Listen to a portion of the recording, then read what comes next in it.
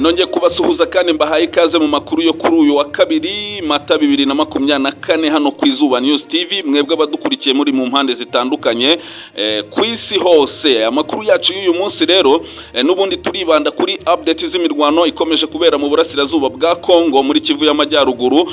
Kuri uyu munsi ku wa kabiri tariki ya kabiri Mata 2024 imirwano yongeye kubura muri teritwari ya Masisi. Aha ni kuri axe ya Shasha no kuri axe ya Rwindi Kanyabayonga. Nkuko maze iminsi mbikugezaho rero nuko igisirikare cya Repubulika ya Demokarasi ya Kongo nabo bafatanyije barimo ingabo z'u Burundi, ingabo za Sadeke, Wazalendu, abacancuro b'abazungu ndetse na FDLR bamaze igihe bafite gahunda cyangwa se bari muri operation zo kwambura umutwe wa M23 bugenzuzi bw'umuhanda uhuza intara ya Kivu y'Amajyaruguru n'intara ya Kivu y'Amajyepfo. Nkuko mubizi uyu mutwe ukabumaze igihe warafunze uyu muhanda. Objectif ya mbere rero ya FARDC nabo bafatanyije no gufungura no muhanda ndetse mu minsi mike yashize muri weekend igisirikare cya Kongo cyagerageje nanone kugaba ibitero kugira kirebe ko cyagera ku iyo ntego ariko ntibyakunda. Kuri uyu wa kabiri rero igisirikare cya Kongo nabo bafatanyije bongeye kugerageza nanone kugira barebe niba babasha gufungura uyu muhanda wa Kivu y'Amajyaruguru na Kivu y'Amajyepfo. Ndaza kukubwira uko imirwano ihagaze ahantu hari kubera imirwano ndetse nuko byifashe ku mirongo y'urugamba, ariko ntago ari kuri axe ya Ishasha gusa kuko turajya no kuri axe ya Rwindi Kanyabayonga. Aha naho nkuko nabikubwiye nyuma yaho umutwe wa M23 ufasha gace ka Rwindi nuko igisirikare cya Kongo gihawe amabwiriza na Etat Major ikuriwe na General Chiwewe mu kuyandi mabwiriza yaratutse kuri President Tshisekedi abasaba gukora uko bashoboye kose bakambura M23 agace ka Rwindi, dore ko kari ingenzi cyane kuko kari karimo gutegurirwa cyangwa se kari kagizwe nka base igomba guhererwaho kugira ngo bagabe ibitero ku mutwe wa M23 muri teritwari ya Rucuru. Aha hakaba hari hayobowe na General Chiwewe, uyu ngubu yatumijweho Igoma. Kuri ubu rero igisirikare cya Kongo kiragerageza kubahiriza ayo mabwiriza ya General Chiwewe, kigerageza kugaba ibitero mu aka gace ka Rwindi kugira kirebe ko cyakisubiza. Ni muri urwo rwego rero kuri wa kabiri FARDC nabo bafatanyije bongeye kuhagaba ibitero bikomeye nyuma yaho mu minsi yashize nanone hari muri weekend igisirikare cya Kongo cyari cyahagabye ibitero kigerageza gufata aka gace ariko bikananirana. Ubu bihagaze gute kuri uyu wa kabiri mu bitero byaramutse FARDC nabo bafatanyije bagaba hano mu gace ka Rwindi aho bahanganye na M23 ni kuri axe ya Rwindi Kanyabayonga. Turagaruka no kuri kese ya Joseph Kabila ku munsi w'ejo nari nakubwiye uburyo yahunze ndetse atarabonerwa irengero. Kuri ubu butegetsi bwa Kongo bwatangiye kugira icyo butangaza kuri ko Joseph Kabila ndetse bunamuha icyo bita gasopu cyangwa se kumuha imburo zikomeye. Hano Christophe Lutundura ni ministre w'intebe yagize icyo avuga, ariko hari n'undi mutegetsi ukomeye muri Repubulika ya Demokarasi ya Kongo nawe yagize icyo asaba Joseph Kabila ndetse n'icyo guverinoma ya Kongo iri gukora kugira ngo ihangane na Joseph Kabila mu gihe byagaragara ko nawe yaba yiyunze M23. Turanyarukira no mu gihugu cya Uganda naho nkuko nayo nabikubwiye ku munsi w'ejo nanone uwungirije cyangwa se umujenerali wo muri UPDF wungirije uyoboye ingabo zirwanira mu kirere muri iki gihugu yarapfuye aguye muri dushe. Kuri ubu rero igisirikare cya UPDF cyamaje gutangaza muri bimwe uyu mujenerali yaba yarazize. Ariko mbere yuko tujya kuri update z'imirwano nkuko nabikubwiye FARDC ishaka gufungura umuhanda wa Ishasha nako ishaka gufungura umuhanda uhuza Kivu y'Amajyaruguru n'iy'Amajyepfo n'ibindi bitero biri kuba kuri axe ya Rwindi na Kanyabayonga. Reka tubanze duhere ku makuru avugwa mu Rwanda. Aha ni ushinzwe cyangwa se vice mayor ushinzwe ubukungu n'iterambere mu karere ka Rusizi yegujwe nyuma yaho yakubise ingumi mayor wa Rusizi bari mu kabare, ariko ingumi ikaza gufata umwe mu bayobozi b'umurenge muri ako karere wari witambitse kugira ngo iyo ngumi idafata mayor wa Rusizi. Kuri ubu rero uyu vice mayor ushinzwe ubukungu yafatiwe ibihano birimo kweguzwa kubera iyo myitwarire mibi. Ndaje rero mite nkubwira aya makuru mu buryo burambuye duhera ku yingiyi.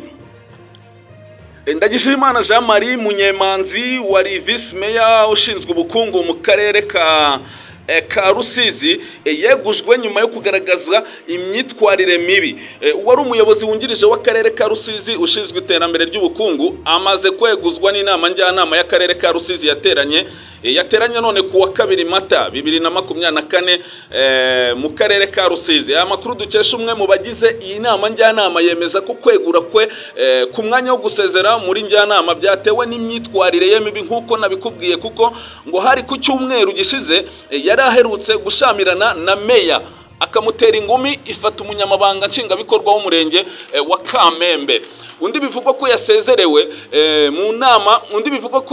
mu nama njyanama ni Mukarugwiza Josephine wari umujyanama. Hashobora kuza kwegura n'abandi bagize inama njyanama bazindukiye mu nama idasanzwe iri kwiga ku ngingo imwe gusa, imikorere n'imikoranire. Biranavugwa ko kuri uyu wa mbere ushize hari habaye impinduka mu bamwe mu bakozi b'akarere ka Rusizi, abahinduriwe imirimo akaba ari umujyanama wa nyobozi ushinzwe ibikorwa bya njyanama ndetse na DAF.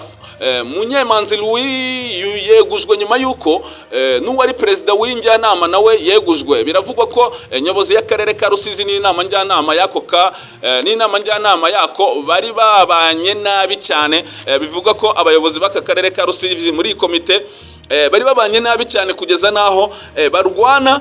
Vice Mayor noneho w'aka karere ka Rusizi ushinzwe ubukungu bikaza kurangira ateye ingumi Mayor, ariko umunyamabanga nshingabikorwa w'umurenge wa Kamembe aza kwitambika abari we iyi ngumi ifata. Kuri ubu rero uyu nguyu Ndagijimana Louise Munyemanzi akaba yegujwe kubera iyi myitwarire mibi. Reka rero duhite tunyarukira kuri update z'imirwano n'ubundi iri kubera mu burasirazuba bwa Kongo. Nkuko nari nabikubwiye, igisirikare cya Kongo kimaze iminsi kigerageza kugaba ibitero ku mutwe wa M23 kugira ngo kifungure umuhanda uhuza intara ya Kivu y'Amajyaruguru n'Amajyepfo, dore ko ifungwa ry'uyu muhanda ryateje ibibazo bikomeye ku mujyi wa Goma.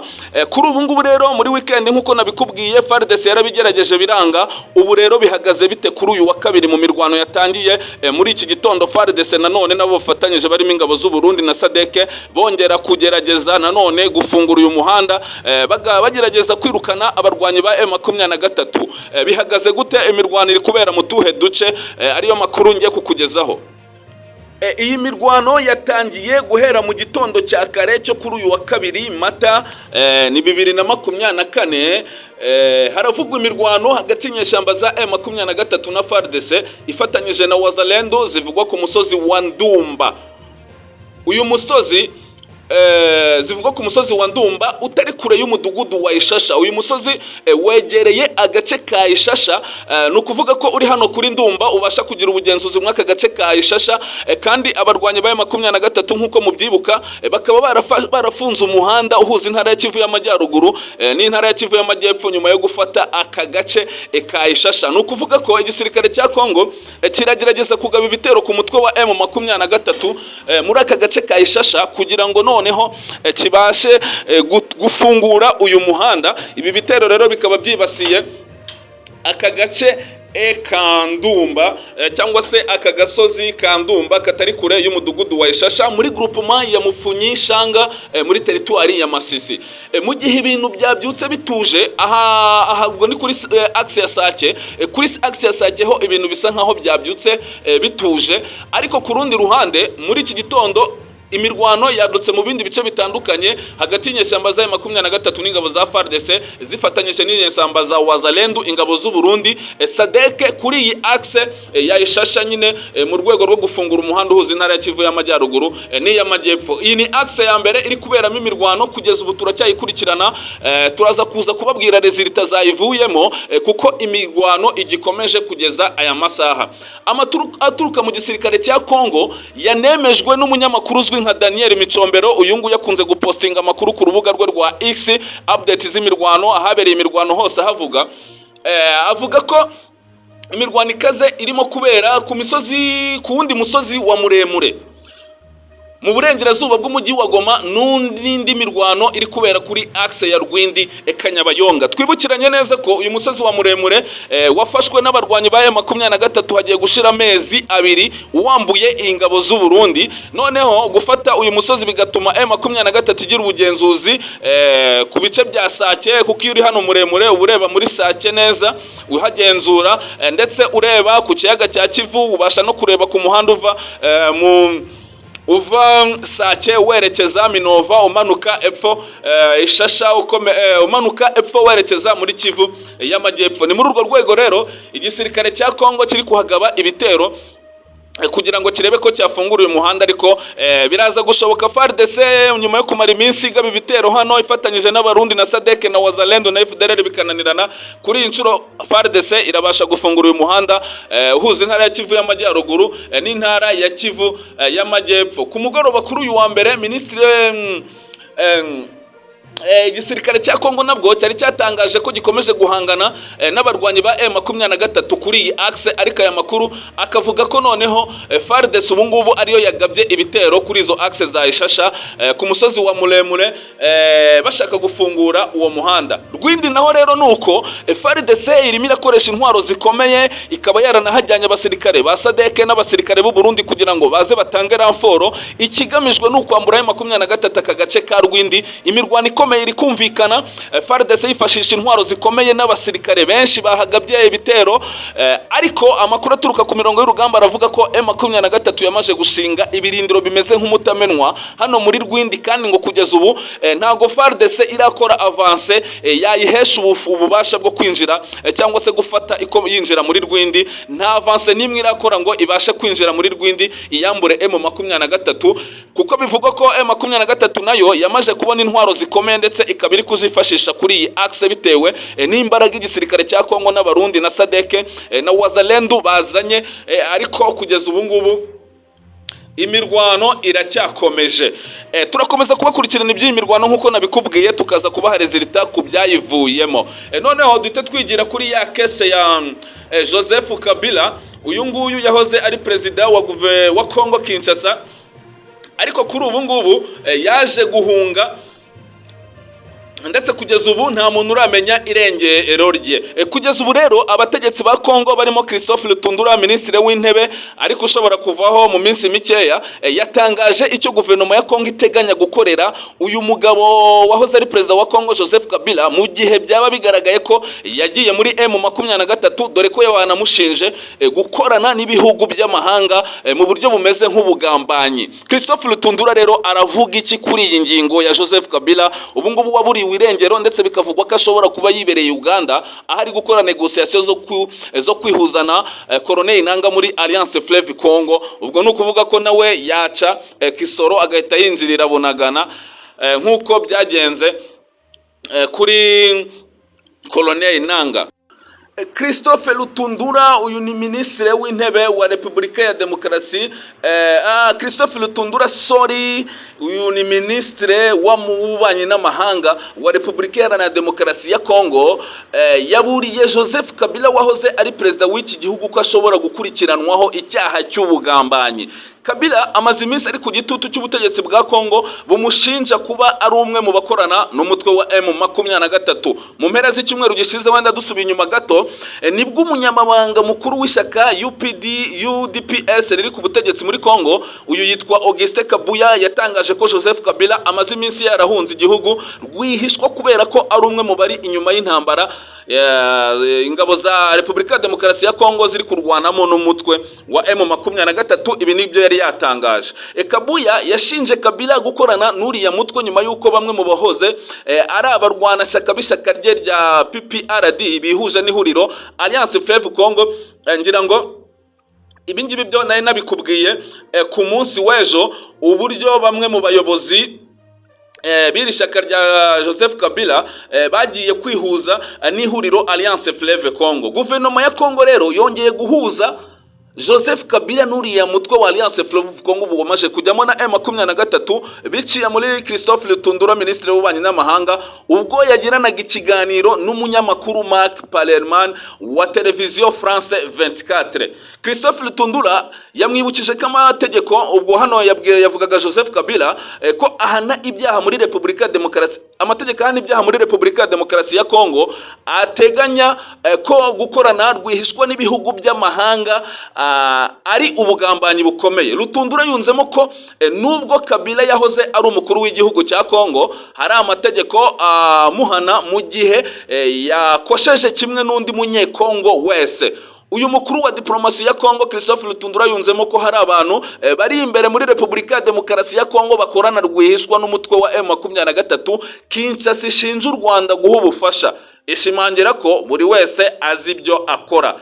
Icyaha cy'ubugambanyi rero muri Republika Demokarasi ya Congo tugarutse gatoya wenda mbere yuko tujya kubyavuzwe na Christophe Lutundura, icyaha cy'ubugambanyi Republika Demokarasi ya Congo yatangiye gushinja Kabila gihanishwa igihano cy'urupfu kikaba kimaze iminsi mike gisubizwaho muri iki gihugu. Ubuyobozi bw'umutwe wa 23 urwanya leta ya Congo Kinshasa nabwo buvuga ko iri tegeko ryashyizweho mu rwego rwo kugira ngo guverinoma ya Congo yibasire cyane abantu batavuga rumwe nayo, by'umwihariko abanyekongo bavuga ikinyarwanda bo mu bwoko bw'abatutsi. Noneho ibi bintu Christophe Lutundura arimo gushinja wahoze ari perezida wa Congo Joseph Kabila avuga ko ari gukorana n'ibihugu by'abagambanyi mu gihe nyamara Joseph Kabila we yarahunze ariko kugeza ubu ntago aragaragara muri ibyo bikorwa by'ubugambanyi nk'uko guverinoma ya Congo irimo kubimushinja. Hano rero hakibazwa kuki guverinoma ya Congo ikomeza gutangaza ibingibi kuri Joseph Kabila ko yagiye mu mutwe wa 23 kari gukorana nayo 23 mu gihe uyu mutwe cyangwa mu gihe Joseph Kabila ubwe nta uramenya irengero rye, ndetse Joseph Kabila na ubwe akaba taritangariza ko azihuza na Colonel Nanga. Harabasanga guverinoma ya Congo ishobora kuba ifite aya makuru koko Joseph Kabila ashobora kuba yaranakoranaga n'uyu Alliance Fleuve Congo rwihishwa cyangwa na Colonel Nanga, noneho bikaba byaratumye ahunga abaciye mu myanya y'intoki. Ibi tukabihuza n'amakuru ari kuvugwa ko Joseph Kabila ari Uganda ndetse kashobora kwihuza n'ihuriro Alliance Fleuve Congo. Ariko ntago ari Christophe Lutundura wabigarutseho wenyine kuko na ministre w'intebe wa Congo hari icyo yavuze ko aya magambo by'umwihariko arebana na Joseph Kabila. Uyu ni ministre mushya w'intebe wa Republika Demokarasi ya Congo uheruka gushirwaho na Perezida